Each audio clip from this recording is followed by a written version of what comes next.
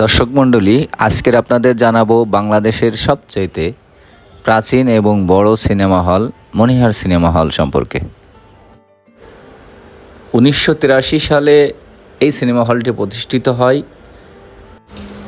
এই সিনেমা হলে আসন সংখ্যা আছে 1400, অর্থাৎ এটি এখনও পর্যন্ত বাংলাদেশের সবচাইতে বড় সিনেমা হল। এবং দর্শক মণ্ডলী, এর নির্মাণ শৈলীও অনেক সুন্দর। এবং এই সিনেমা হলে প্রথম মুক্তি পায় সোহেল রানা সুচরিতা অভিনীত জনি সিনেমা, অর্থাৎ জনি সিনেমার মাধ্যমেই এই সিনেমা হলটির যাত্রা শুরু হয়।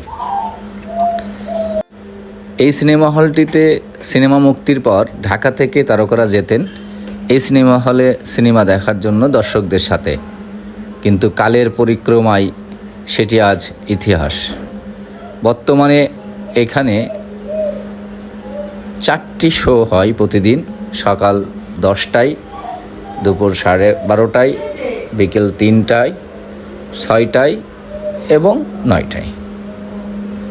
এবং এই যে টিকিট কাউন্টার, দর্শক মণ্ডলী, একসময় এখানে ব্ল্যাকে টিকিট বিক্রি হতো, মানে এত দর্শক হতো, কিন্তু আজ সেই দিন ইতিহাস।